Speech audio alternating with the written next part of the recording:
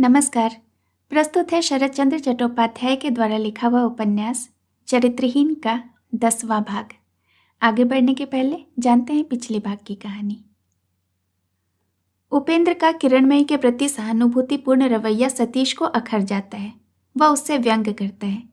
उपेंद्र उसे समझाता है कि उसकी संपत्ति अगर किसी और को दी जा रही है तो उसकी प्रतिक्रिया स्वाभाविक है। ज्योतिष चंद्र के घर उनकी बहन सरोजिनी भी है, जो सतीश के गुणों से बहुत प्रभावित हो जाती है। वो चाहती है कि उसके गाने बजाने के उस्ताद की जगह सतीश उसे गाना बजाना सिखाए। अब सुनते हैं आगे की कहानी। बिछौने पर लेटकर सरोजिनी ने एक लंबी सांस छोड़कर मन ही मन कहा, वह अगर मेरे कोई आत्मीय होते तो उन्हीं से सीखती। सरोजिनी को संगीत की शिक्षा देने के लिए युक्त प्रांत का एक उस्ताद नौकर था। उसी की जगह सतीश की कल्पना करने के लिए सरोजिनी तरह तरह के उपाय सोचती हुई सो गई। उपेंद्र और सतीश के चले जाने के बाद किवाड़ बंद करके किरणमयी उसी जगह खड़ी रही। अंधेरे में उसकी दोनों आंखें शिकारी जानवर की आंखों की तरह जलने लगी। उसका जी चाहने लगा कि दौड़कर वह किसी की छाती में दांत गड़ा दे, तभी उसे चैन पड़ेगा। हाथ के दीपक को ऊपर उठाकर पागलों की सी मुद्रा में उसने कहा, इस घर को आग लगा देने का उपाय होता तो मैं आज अवश्य आग लगा देती और आग लगाकर कहीं भी हो चली जाती। बुढ़िया पुकार पुकार कर चिल्ला चिल्ला कर तिल तिल जलकर मरती तो ठीक होता, फिर शत्रुता करने का अवसर न पाती। जाड़ों की रात में भी किरणमयी के चेहरे पर पसीना निकल आया।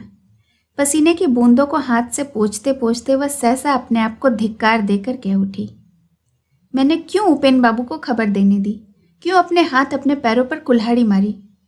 लेकिन मैं निश्चय के साथ कह सकती हूँ कि यह सब उसी अभागी बुढ़िया का किया धरा है। बेटे के साथ सलाह करके उसी ने यह कुचक्र रचा है। वह जो मालिश की जहरीली दवा है ना, सब की सब पिला दे सकती तो शांति होती, लेकिन शैतान बुढ़िया क्या उसे पिएगी। सतीश की बातें बिच्छू के डंक की तरह रह रहकर जलन पैदा करने लगी। इन दोनों नव आगंतुकों ने उसके बारे में कुछ अवश्य सुना है, इसमें तो उसे तनिक भी संदेह नहीं, लेकिन कितना और क्या क्या सुना है यह निश्चित रूप से मालूम न होने के कारण वह और भी छटपटाने लगी। उसे माँ बेटे दोनों ने मिलकर समझाया था कि उपेंद्र बहुत अच्छे आदमी हैं, वह आ जाएंगे तो फिर दुख नहीं रहेगा। उसने इस पर क्यों विश्वास कर लिया, क्यों उसने अपने हाथ से उपेंद्र को चिट्ठी लिखकर भेजी। अंधेरे और सीलन से बर्फ हो रहे आंगन में एक किनारे खड़े होकर वह क्रोध से पागल हो रही नारी हरान और उसकी माता दोनों को मिथ्यावादी, कृतज्ञ, कुचक्री, शैतान आदि न जाने क्या क्या कहकर किसी भी तरह तृप्त नहीं हो सकी। क्रोध और हिंसा की भावना ने उसके हृदय में जो खींच और क्षोभ पैदा किया था, उसका शतांश भी प्रकट होने के शब्द उसे सूझ नहीं रहे थे। तब वह मन, वाणी, काया से प्रार्थना करने लगी कि इन दोनों अधमरे प्राणियों को सवेरे का मुंह देखना नसीब न हो। इसी घड़ी यमराज के दूत आकर कहते ही कहते उसका स्वर कांप उठा, कंठ अवरुद्ध हो गया। इस घने अंधकार और भयंकर सन्नाटे के बीच अपने कंठ स्वर से इस यमदूत के आह्वान ने उसके अपने शरीर के रोंगटे खड़े कर दिए। ऊपर की ओर ताकते ही सामने के घर की अटिया के ऊपर नजर पड़ी। वहां गमले के टब में एक छोटा सा मनसा का पौधा लगा था। उसकी पत्तियों से शून्य काली काली दो शिखाएं किसी भूत के दो काले काले हाथों की तरह उसे बुलाने का इशारा कर उठी। उसी घड़ी उसने अटिया के छत पर जैसे कोई आकृति देखी। अब किरणमयी और किसी ओर देख न सकी। वह नीचे धरती पर नजर गड़ाए तेजी से अपने घर के ऊपर वाले मंजिल पर चढ़ गई और अपनी सास की कोठरी के किवाड़ की फाटक खोलकर धम से एक ओर लेट गई। बीमार सास की तबीयत आज ठीक थी। भूख के मारे उन्हें नींद नहीं आ रही थी, इसी से आंखें मूंदे सवेरा होने की राह देख रही थी। वह चौंक उठी। कौन है? बहू? क्यों, क्या बात है? भैया की तबीयत कैसी है? बहू ने तकिए के ऊपर से सिर उठाए बिना ही कहा, मालूम नहीं, अच्छे ही हैं। सास ने कहा, मालूम नहीं, अच्छे ही है? इसके क्या माने? तुम इस तरह क्यों कर रही हो? सास की वाणी में रुलाई का स्वर सुनकर किरण चटपट कह उठी, अच्छे हैं माँ, अच्छे हैं, मैं डर गई हूँ। रोगी संतान के अमंगल की आशंका करके बीमार माता उठकर बैठ गई। अस्त व्यस्त वस्त्र को संभालती हुई सास ने रुआसी सी होकर पूछा, तो फिर तुम इस तरह क्यों कर रही हो, बीमार स्वामी को अकेला छोड़कर? किरण ने सास की धोती के किनारे को पकड़कर खींचते हुए कहा, मुझे डर लग रहा है माँ, कोई काली काली चीज जैसे। पर सास अंत तक पूरी बात सुनने के लिए नहीं रुकी। वह एक झटके से अपना आंचल छुड़ाकर कांपती हुई दौड़कर बाहर निकल गई। तब बहू सास के छोड़े हुए लिहाफ को सिर से पैर तक लपेटकर सो रही। दूसरे दिन सवेरे किरण रसोई में बैठी तरकारी काट रही थी।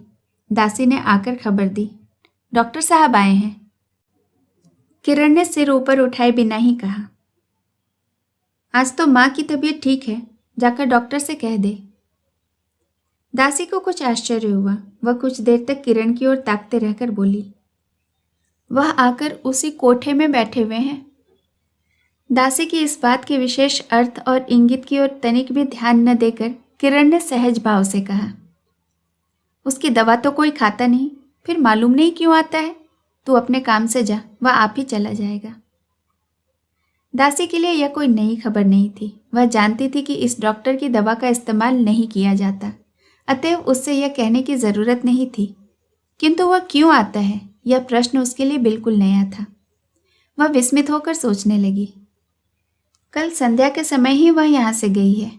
इस बीच में एकाएक ऐसी क्या बात हो गई कि इस घर में डॉक्टर के आने की जरूरत नहीं रही? तो भी साहस करके एक बार उसने कहा, न हो लाओ तरकारी मैं काटे देती हूँ, तुम एक बार हो आओ ना। किरणमयी सहसा अत्यंत रूखे स्वर से बोल उठी, तू जा, अपना कुछ काम काज करना हो तो जाकर कर। देखती हूं कि तू तो रोटी भी किसी दिन कर देना चाहेगी।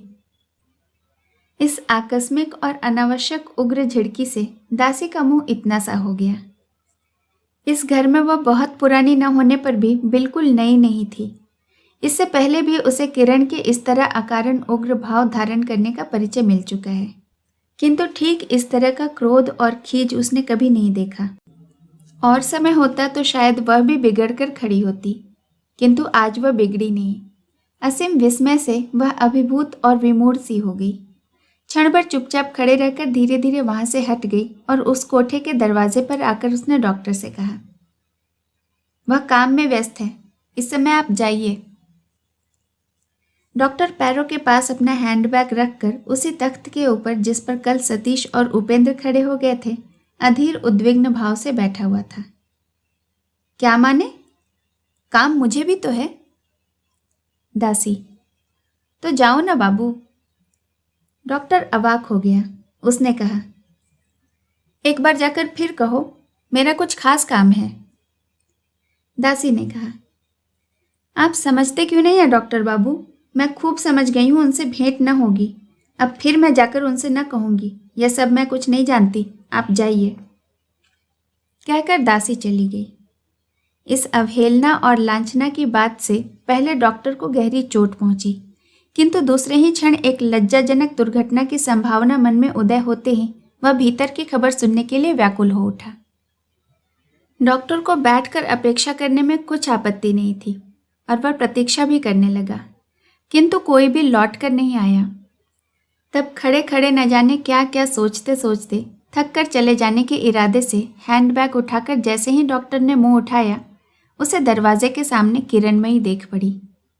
डॉक्टर ने उठते हुए क्षोभ को दबाकर शांत भाव से सूखे हुए मुख से कहा, जरा हटो, बड़ी देर हो गई है और भी अनेक रोगी मेरी राह देख रहे होंगे।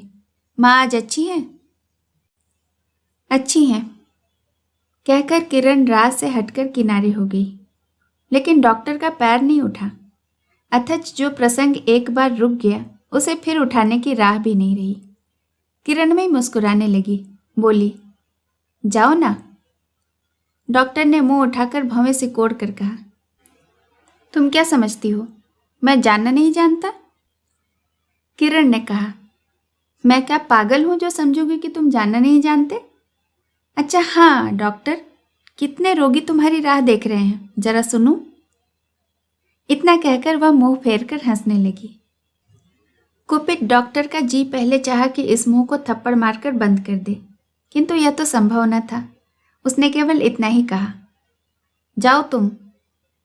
किरण ने कहा, मैं कहाँ जाऊं, घर मेरा है, इसी से अगर जाना होगा तो तुमको ही जाना होगा।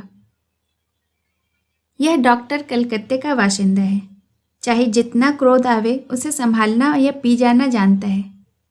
मैं ही जाता हूँ कहकर डॉक्टर जाने के लिए जैसे तैयार हुआ, वैसे ही किरण दोनों हाथों से राह रोक कर बोली, जाते हो, किंतु यह जान लो कि यह जाना तुम्हारा आखिरी जाना है। किरण का स्वर और मुख का भाव एकदम बदल गया। यह लक्ष्य करके डॉक्टर अपने मन में शंकित हो उठा। मुंह से कहा, अच्छी बात है, आखिरी जाना ही सही। किरण ने कहा, सचमुच ही आखिरी जाना है। जब तुम आ ही गए हो तब स्पष्ट रूप से सब जाने जाओ।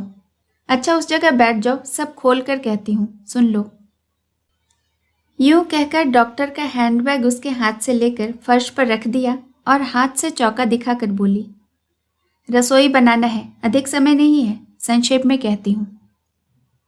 इसी समय दासी ने आकर खबर दी कि 2 बाबू आ रहे हैं। उसके साथ ही नीचे जूतों की चरमराहट सुनकर किरण में त्रस्त हो उठी और उसके बाद ही शिकारी के भय से डरी हुई हिरनी की तरह दासी को वेग से ठेलकर वहां से भाग खड़ी हुई। डॉक्टर और दासी दोनों अचंभे में आकर परस्पर एक दूसरे का मुंह ताकते रह गए। क्षण भर में ही जूतों का शब्द दरवाजे के पास आकर रुक गया।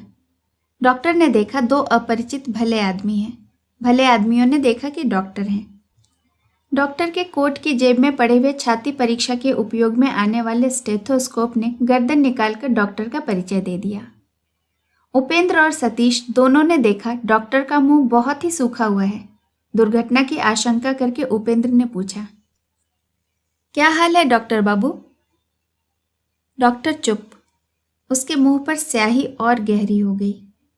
उपेंद्र ने अधिकतर शंकित होकर प्रश्न किया, इस समय कैसे हालत आपने देखी?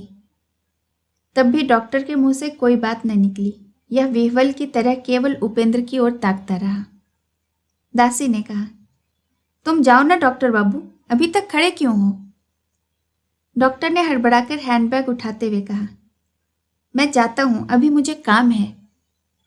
इतना कहकर डॉक्टर उपेंद्र और सतीश के बीच से तेजी से बाहर निकल गया और इस महाजन के पदांक का अनुसरण करके दासी भी न जाने कहाँ गायब हो गई।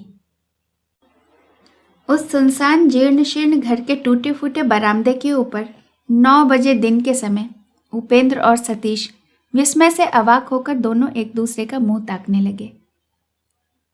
कुछ देर बाद सतीश ने कहा, उपेंद्र दादा, हरान बाबू की माँ क्या पागल है? उपेंद्र ने कहा, वह हरान दादा की माँ नहीं है और कोई शायद दासी होगी, लेकिन मैं सोचता हूं कि डॉक्टर इस तरह घबराया हुआ क्यों भाग खड़ा हुआ? सतीश ने कहा, ठीक चोर की तरह, जैसे पकड़े जाने के डर से भाग गया हो। उपेंद्र ने अन्यमनस्क भाव से कहा, हाँ, लगभग चोर की ही तरह। यहां तो कोई देख नहीं पड़ता, वह कमरा तो हरान दादा का ही है ना? सतीश ने कहा, हाँ, चलो वहीं चलें। उपेंद्र ने कहा, एकाएक घुसने का साहस नहीं होता, मुझे तो डर लगता है, शायद कुछ अमंगल घटना हो चुकी हो। सतीश ने कहा, ऐसा होता तो कोई चिल्लाने और रोने वाला अवश्य होता, ऐसी कोई बात नहीं है। इसी समय दिखाई पड़ा उधर के बरामदे से घूमकर बहू आ रही है। जान पड़ा जैसे अभी अभी वह रो रही थी और आंखें पोंछ कर उठाई है। कल दीपक के प्रकाश में जो मुख सुंदर दिखाई दिया था, आज दिन के सूर्य के प्रकाश में स्पष्ट जान पड़ा कि ऐसा सौंदर्य और कभी नजर नहीं आया, किसी जीवित में भी नहीं और किसी चित्र में भी नहीं। बहू ने कहा, आज भी हम लोग प्रस्तुत नहीं थे, सोचा था कल आवेंगे। फिर सतीश की ओर देखकर सहसा मुस्कुरा कर कहा, देवर भी हैं? सतीश ने आज सिर झुका लिया, उसने कोई चुटकी नहीं ली। उपेंद्र ने पूछा, हरान दादा कैसे हैं? बहू ने संक्षेप में उत्तर दिया, वैसे ही हैं, आइए ऊपर चलें। हरान के कमरे में उनकी माता अघोरमयी पलंग पर एक किनारे पुत्र के पास बैठी थी। उपेंद्र के प्रणाम करते ही उच्च स्वर से रो पड़ी। हरान ने थके हुए गले से उन्हें मना किया, चुप करो माँ। उपेंद्र कुछ लज्जित होकर एक किनारे बैठ गया। सतीश इधर उधर देखकर मुख को भरसक भारी करके उसी काठ के संदूक पर जाकर बैठ गया जिस पर कल बैठा था। बहू घड़ी भर खड़ी रही। उसके बाद सतीश की ओर बिजली की चमक से एक तिरछी नजर डालकर बाहर चली गई, जैसे स्पष्ट ही धमका गई कि तुम लोग यह अच्छा नहीं कर रहे हो। सतीश ने यह तय किया कि वह डॉक्टरी की पढ़ाई नहीं छोड़ेगा। इसी से दूसरे दिन संध्या के समय किसी से कुछ भी न कहकर बिहारी को साथ लेकर सीधे चला आया और अपने पुराने डेरे में जाकर उपस्थित हो गया। वह मकान तब तक खाली ही पड़ा था। सतीश ने घर के मालिक से मिलकर उससे 6 महीने का कॉन्ट्रैक्ट कर लिया। फिर पास ही के हिंदू आश्रम नामक होटल में जाकर पता लगाकर एक पाचक भी ठीक करा लिया और खुशी खुशी बाहर निकला। बिहारी से सतीश ने कहा, हम कल ही चले आवेंगे, ठीक है ना बिहारी? बिहारी ने अपनी सहमति जताई। राह चलते चलते सतीश ने कहा, काम अच्छा नहीं हुआ बिहारी। चाहे जो हो, उसने मेरी बड़ी सेवा की है। इसके सिवाय अगर सोचा जाए तो मानना पड़ेगा कि मेरे लिए ही उसकी वह मेस की चाकरी चली गई। एक बार जरा उसकी खबर लेनी चाहिए। बिहारी समझ गया कि किसकी बात हो रही है। वह चुप रहा। सतीश कहता ही गया, चाहे जो भी हो, राह की भिखारी ही क्यों न हो, विपत्ति में पड़ा हो तो उसे देखना चाहिए, उसकी खबर लेनी चाहिए, नहीं तो यह मनुष्य जन्म ही व्यर्थ है। लेकिन मैं उन लोगों के घर में पैर न रखूंगा, गली में भी न घुसूंगा, मोड़ के ऊपर खड़ा रहूंगा। तू जाकर जान आना कि वह कष्ट में है या नहीं। कष्ट में तो निश्चय ही है, यह मैं स्पष्ट देख पा रहा हूं, इसलिए किसी तरह कुछ दे आना होगा। बिहारी चुपचाप पीछे पीछे चलता आ रहा था। सतीश ने फिर कहा, लेकिन मुझसे वह सब बातें नहीं कहेगी, मगर तुझसे कुछ न छिपाएगी, समझा बिहारी? बिहारी ने फिर भी कुछ न कहा। सावित्री जिस गली में रहती थी उसके मोड़ पर आकर सतीश खड़ा हो गया। बोला, देख ज्यादा देर न लगाना। बिहारी ने गली के भीतर प्रवेश किया। सतीश वहीं इधर उधर टहलने लगा। वहां से दूर जाने का साहस नहीं किया। पीछे नासमझ बिहारी उसे न देख पाकर कहीं और न चला जाए। लगभग 10 मिनट के बाद ही बिहारी लौट आया। बोला, वह नहीं है। सतीश ने उत्सुक होकर प्रश्न किया, कब लौटेगी? बिहारी ने कहा, वह अब ना आवेगी। 6 महीने हो गए, वह किसी भी दिन नहीं आई। सतीश रोशनी के खंबे से टिक कर गरज कर बोला, झूठ, बिल्कुल झूठ, तुझे चकमा दिया गया है। बिहारी ने भी जोर देकर सिर हिलाकर कहा, मुझे किसी ने चकमा नहीं दिया है। सचमुच ही अब वह यहाँ नहीं आती। सचमुच वह घर छोड़कर चली गई है। सतीश ने पूछा, उसके घर का सामान? बिहारी ने कहा, पड़ा हुआ है। सामान ही क्या और कितना है बाबू जो उसकी ममता और चिंता होगी। सतीश ने बिगड़ कर कहा, वह ऐसी कौन सी मालदार है जो सामान की उसने चिंता न की। तो निरा मूर्ख है, इसी से यह समझकर चला गया कि वह अब यहाँ नहीं आती। यह भी तो हो सकता है बिहारी कि एक आदमी लापता हो गया और किसी ने उसकी खबर नहीं ली। मैं पुलिस में रिपोर्ट करूंगा। बिहारी सिर झुकाए चुप के खड़ा रहा। सतीश ने कहा, मोक्षदा क्या कहती है? नहीं जानती? मुझे विश्वास नहीं होता है, वह निश्चय ही जानती है। मैं उसके पास जाता हूं। बिहारी व्यस्त हो बोल उठा, आप न जाइएगा बाबू। सतीश ने कहा, क्यों न जाऊं? क्यों वे लोग छिपाते हैं? मैं क्या किसी को खा जाने के लिए आया हूं जो मुझे लुका चोरी की जा रही है? मैं तुझसे कहता हूं कि जिस तरह होगा मैं यह जान लूंगा कि वह कहाँ है। बिहारी डर गया। बोला, उसकी मौसी का कसूर नहीं है बाबू। सावित्री अपनी इच्छा से घर छोड़कर गई है, लड़ झगड़ कर गई है, पर किसी को बताकर नहीं गई। सतीश ने धमकाया, फिर तो यही कहे जा रहा है कि बताकर नहीं गई। बताकर गई है, निश्चय ही बताकर गई है। बिहारी ने सिर हिलाकर कहा, जी नहीं, बताकर नहीं गई है, लेकिन वह इसी शहर में है। सतीश ने कहा, किस जगह गई है? अरे गधे की तरह मुंह बाएं क्या देख रहा है बिहारी? क्या हुआ, सच सच बता।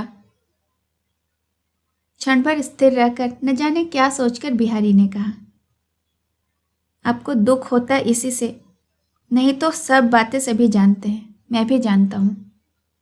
सतीश अधीर हो उठा, बोला, क्या जानता है बताना। बिहारी फिर चुप रहा। सतीश लगभग चिल्लाकर कह उठा, तेरे पैरों पड़ता हूं हरामजादे, जल्दी बता। बिहारी तत्क्षण जमीन पर सिर रखकर प्रणाम करके सतीश के जूतों की धूल माथे पर लगाकर रुआंसा होकर बोला, बाबू मुझे नरक में न डालिए, जरा आड़ में चलिए कहता हूं। यूं कहकर अंधेरी गली के भीतर घुसकर एक किनारे में खड़ा हो गया। सतीश ने सामने खड़े होकर पूछा, क्या बात है बता। बिहारी ने थूक घोंट कर कहा, सावित्री की मौसी ने तो कहा है कि वह आपके पास है, लेकिन मैं जानता हूं कि यह सच नहीं है। सतीश ने अस्थिर होकर कहा, तू बड़ा पंडित है, यह तो मैं भी जानता हूं, इसके अलावा क्या बात है बता। बिहारी ने कहा, जरा सब्र कीजिए, बताता हूं। कहकर बिहारी ने एक बार और अच्छी तरह थूक घूंट कर कहा, मुझे पूरी तौर से आशा है कि। सतीश ने बेसब्री के साथ कहा, क्या आशा है रे। बिहारी ने जान पर खेलकर कह डाला, वह वहीं गई है, उन्हीं विपिन बाबू के पास। सतीश ने कहा, कौन विपिन। वही विपिन। बिहारी ने कहा, वही। हाँ हाँ, पर आप वहां न बैठिएगा, नहाना पड़ेगा बाबू, दुनिया भर के आदमी वहां। सतीश ने इस बात को जैसे सुना ही नहीं। उधर की दीवार पर पीठ टिकाकर सीधे बैठकर सूखे और भर्राए हुए गले से पूछा, तो फिर उसकी मौसी ने क्यों यह ख्याल किया कि वह मेरे पास है। बिहारी ने कहा, सावित्री ने उस दिन अपमान करके विपिन बाबू को अपने घर से निकाल दिया था। स्पष्ट शब्दों में उसने विपिन से कह दिया था कि वह सतीश बाबू के सिवा किसी और के पास न जाएगी। घर के और किराएदारों ने आड़ में खड़े होकर दोनों का झगड़ा सुना था। सतीश उठकर खड़ा हो गया, जोर करके किसी तरह अपने आप को प्रकृति से करके पूछा, तो फिर तूने किस तरह जाना कि वह विपिन बाबू के पास गई है। बिहारी ने कुछ उत्तर न दिया। सतीश ने फिर कहा, बोल। बिहारी ने और एक बार इधर उधर की। उसने अहंकार करके सावित्री से जो कहा था कि वह किसी से नहीं कहेगा, सो भी उसे याद आया। अंत को और एक बार थूक का घूंट निकलकर वह बोल उठा, मैं अपनी आंखों से देख गया हूं। सतीश चुप होकर सुनने लगा। बिहारी ने कहा, हमने जिस दिन डेरा बदला था उसके दूसरे दिन दोपहर को मैं यहाँ आया था। उस समय विपिन बाबू सावित्री के बिछौने पर सो रहे थे।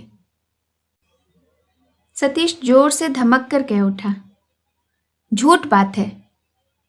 बिहारी चौंक उठा, बोला, जी नहीं, मैं सच कह रहा हूं। सतीश उसके मुंह की ओर क्षण भर तीव्र दृष्टि से चुपचाप देखता रहा, फिर पूछा, और सावित्री कहाँ थी। बिहारी ने कहा, सावित्री उसी कोठरी में थी। बाहर निकलकर चटाई बिछाकर उसने मुझे बिठाया। बाबू लोग मुझ पर खफा हैं कि नहीं, हम लोगों ने डेरा क्यों बदल दिया, यही सब पूछने लगी। सतीश ने कहा, इसके बाद। बिहारी ने कहा, फिर मैं खफा होकर चला आया। उसी दिन वह विपिन बाबू के साथ चली गई। सतीश ने पूछा, इतने दिन तूने कहा क्यों नहीं। बिहारी चुप रह गया। सतीश ने पूछा, तूने अपनी आंखों से देखा या सुना है।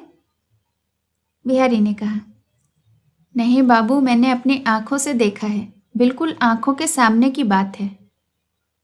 सतीश ने कहा, अच्छा, मेरे पैर छूकर कसम खा कि तूने अपनी आंखों से देखा है।